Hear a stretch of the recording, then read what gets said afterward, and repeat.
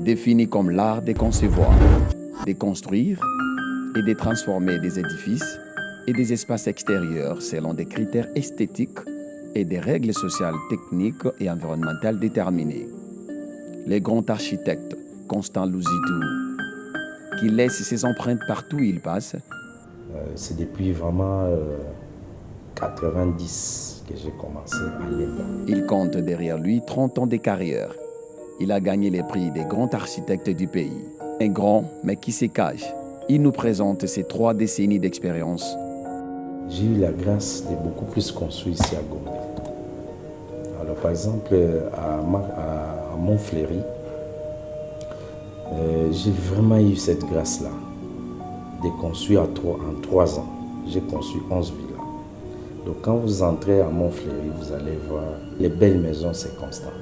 Que ce soit chez les musiciens, que ce soit les autorités, que ce soit sur les femmes d'affaires, les ministres, et tout ça. Donc vous êtes en présence d'un architecte.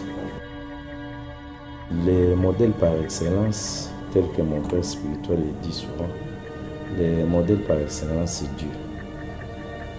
Et quand vous voyez les prouesses que Dieu a fait par rapport au paysage, vous voyez, non, c'est vraiment fabuleux, c'est fantastique. C'est lui particulièrement, je dirais, ma source d'inspiration. Voilà pourquoi j'ai nommé même mon bureau, c'est une maison qu'on appelle Beth Betsael. C'est un mot hébreu. Betsael, vous le savez, c'est lui qui a construit les tabernacles avec Moïse. Et pourquoi j'ai dit Betsael quand j'ai fouiné, j'ai vite compris pourquoi on a donné ce nom-là. Donc quand on parle de Beth, Beth, cela veut dire comme Bethléem, c'est la maison. Donc c'est la maison qui est sous l'ombre de l'Éternel. Donc c'est ce qui signifie Beth Betsael. C'est ça. Bon, ça c'est spirituellement. C'est Dieu qui est ma source d'inspiration. Et la Bible également. Donc je m'inspire beaucoup par rapport à la Bible. Et maintenant, s'il faut prendre les mentors au niveau international ou au niveau mondial, je me suis beaucoup plus inspiré par rapport à Santé Otolani. C'est un grand au Congo ici, beaucoup les connaissent, avec les formes incurvées, les formes. Donc lui, il essaie d'épouser pratiquement notre culture par rapport à l'architecture contemporaine. Alors moi, les contrats que j'avais fait, j'ai fait tel que je vous ai dit là. Chez moi, c'est l'éclectisme. C'est vraiment ma préférence. Pourquoi quand on parle d'éclectisme, c'est un mélange de formes, mais qui soit vraiment bien coordonné. Vous voyez à peu près. Donc c'est ça vraiment ma source d'inspiration. Par la grâce de Dieu, bon, moi je ne le savais même pas. C'était, je crois, en 2011 ou 2018. Il y a un livre qui est apparu. Le livre en question qui est écrit par c'est un Belge, Johan Laguet, je crois. C'est lui qui a fait ses recherches quand il est venu à Kin, avec toute son équipe. Ils ont fait des recherches pour savoir, bon, ils ont étalé l'architecture au Congo, à Kinshasa particulièrement. Ils ont étalé les prouesses des architectes blancs dans les années 50.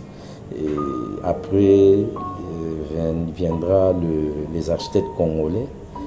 Il a cité le nom de Talangai jusqu'en 1990. Et de 90 jusqu'à nos jours, parce que jusque-là, on n'a pas encore eu un autre livre. Jusqu'à nos jours, il a vraiment cité le nom de votre simple, humble serviteur que vous voyez. Bon, il y a l'architecture comme dans la vie. Il faut savoir comment faire un plus. Dans tout ce que vous entreprenez, il faut savoir comment est-ce que je peux faire quelque chose ici pour que je fasse plus que les autres. Il faut transcender, comprendre et critiquer l'architecture qu'il y avait et apporter un plus. À moi, ce que j'ai apporté, c'est ça. J'ai fait la symbiose. J'ai fait un mélange de l'architecture contemporaine avec celle asiatique. L'architecture vient de l'Europe et ça vient de l'Asie. Bon, j'étais vraiment un gourmand de livres. J'ai beaucoup lu quand j'étais encore étudiant. Nous n'avions pas vraiment beaucoup d'argent, mais qu'est-ce qu'on faisait? C'était au niveau de l'ancien Air Zahir ici. On vendait des livres d'architecture, des plans, patati patata. Donc c'est par là, quand je venais, je ne faisais que lire. On peut me donner quelques livres, même si je n'ai pas d'argent, mais ça me permet de lire, copier, pour que j'ai quand même une idée. Nous n'avions pas vraiment la culture de prendre des photos dans le temps, mais vous parvenez quand même à faire des petits dessins, faire quelque chose. Ma première grande œuvre que j'ai commencé, c'est sur justice ici. Hein? C'est depuis 94, quand j'étais encore étudiant et que j'ai travaillé avec mon ami Faustin. Donc c'était vraiment ce qu'on avait pu faire pour que nous soyons un peu particuliers. Il y a une femme que je dois reconnaître pratiquement. Elle s'appelle Maman Alpha. J'étais encore en 3e graduat et cette femme avait vraiment confiance en moi. Et moi, j'avais peur de commencer l'architecture au Cococa. Mais on n'était même pas de la même tribu. Elle a préféré m'encadrer par rapport à ça. Et c'est elle qui a permis à ce que je puisse être en contact avec les autorités et faire toutes ces constructions que vous voyez là. Bon, quand on parle de l'acculturation, donc c'est évident, on est obligé de suivre tel qu'on dit actuellement dans le monde, il nous faut la mondialisation. On est obligé d'en suivre parce qu'on ne peut pas vivre tel que nos ancêtres vivaient. Donc il y a une progression au fur et à mesure et que la difficulté que nous avons actuellement au Congo, c'est quoi? C'est qu'il faut vraiment savoir propager c'est quoi l'architecture à notre population, c'est quoi l'urbanisme à notre population. Parce que les difficultés que nous avons, parce qu'il n'y a pas de respect. Tel qu'à Kin, actuellement, la ville de Kinshasa, c'est une ville à recommencer.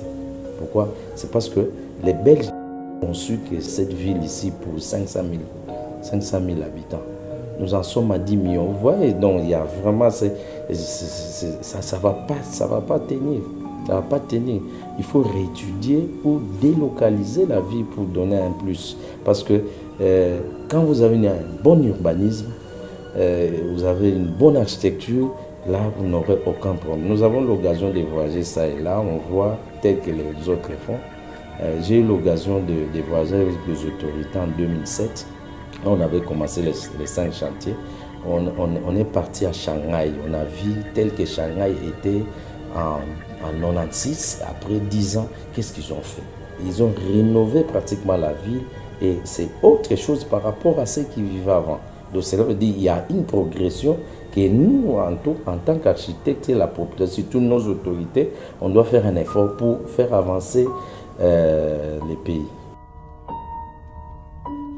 Bon, ça c'est pratiquement une grâce. Et puis, moi je dirais plutôt que c'est le savoir.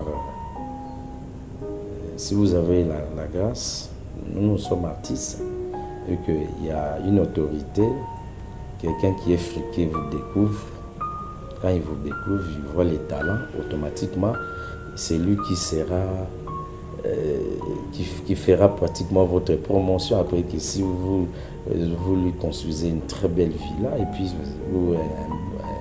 un très bel immeuble, ça c'est automatique et puis vous verrez qu'il y aura une progression. En fait, c'est quoi? Notre métier, ce sont pratiquement les œuvres.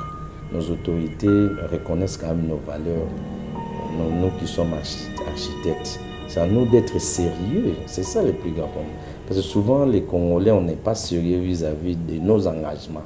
Si vous êtes sérieux, ce sont les témoignages et puis il y a accumulation des marchés, c'est comme ça qu'on travaille. Et dernièrement, ici, on a eu à exposer à Expo Béton. Bon, j'étais le seul architecte, malheureusement. Et puis, les autorités étaient étonnées de voir, ça c'est un Congolais qui a fait. Bon, on n'a jamais su que c'est un Congolais. Bon, c'est beaucoup plus également les problèmes de promotion. Vous voyez, le monde actuel, c'est la communication. Nous sommes un grand bureau. Avant de faire quoi que ce soit, je ne suis pas le seul à concevoir. Je ne suis pas le seul à travailler. Je travaille avec toute mon équipe que j'apprécie souvent. J'ai eu à les former.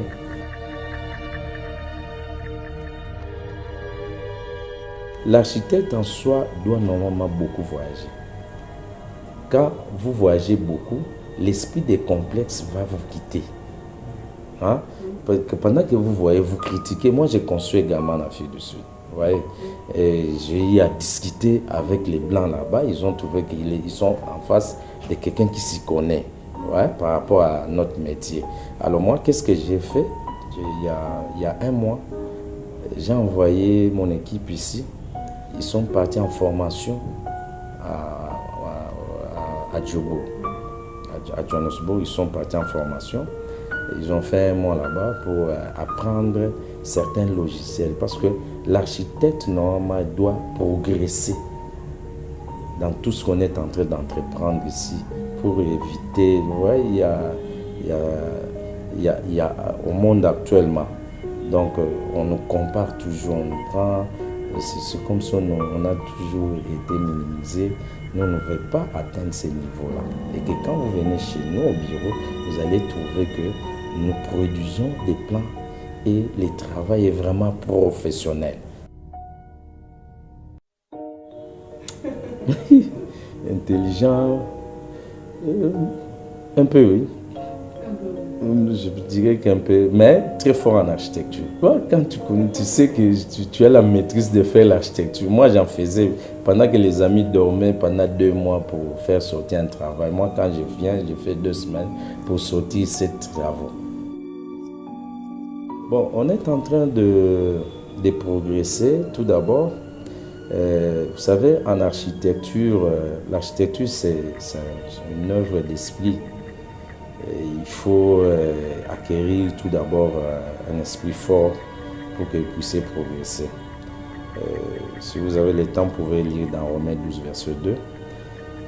On va vous dire une chose, que les capacités spirituelles sont renouvelées par Dieu lui-même. C'est lui qui renouvelle l'intelligence. Vous voyez à peu près.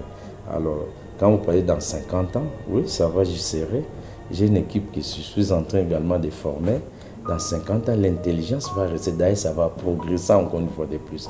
Parce que l'esprit que moi je sers, l'esprit avec qui je compte, renouvelle toujours nos forces si vous êtes connecté avec lui. Souvent, les architectes, même nos aînés qui sont morts, même les architectes qui ont commencé l'architecture, notamment même aux États-Unis, beaucoup meurent pauvres. Bon, au fait, c'est ça. Parce que, vous voyez, par exemple, c'est lui qui a construit le truc là en Australie, l'opéra de Sydney.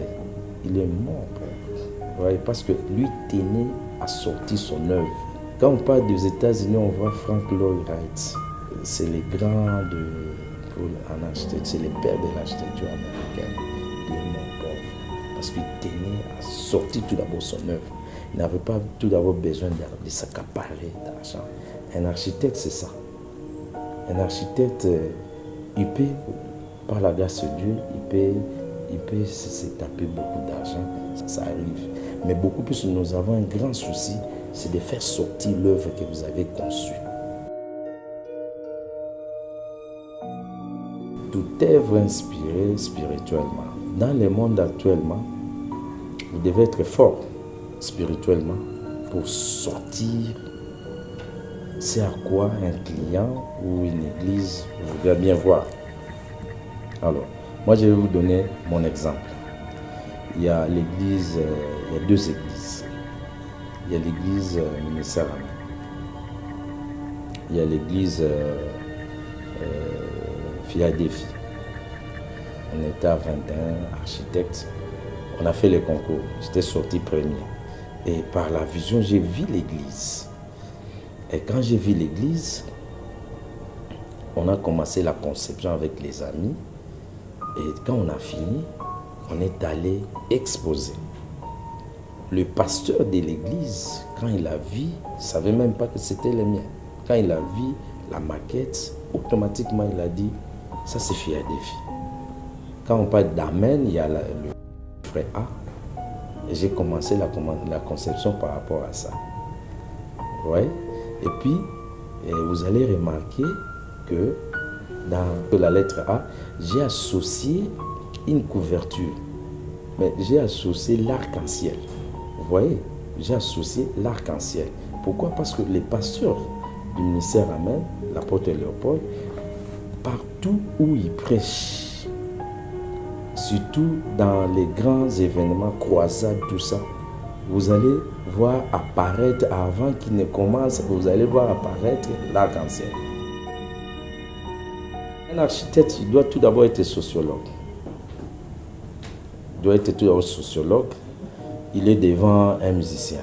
Tu t'appliques par rapport à ce qu'il est. Mais vous convergez surtout à la mission que vous avez par rapport à ça. Vous voyez? Alors, cet effort-là qu'on fournit, c'est beaucoup plus en ce sens-là. Alors, vous êtes devant un ministre. Excellence, beaucoup de respect. Vous savez, ce sont des gens qui sont trop organisés. Tout doit être dans la ligne. Donc, c'est l'effort qu'on fournit. Il faut savoir s'appliquer, tel que j'ai dit, la maïtude. Il faut savoir s'appliquer par rapport à celui que vous rencontrez.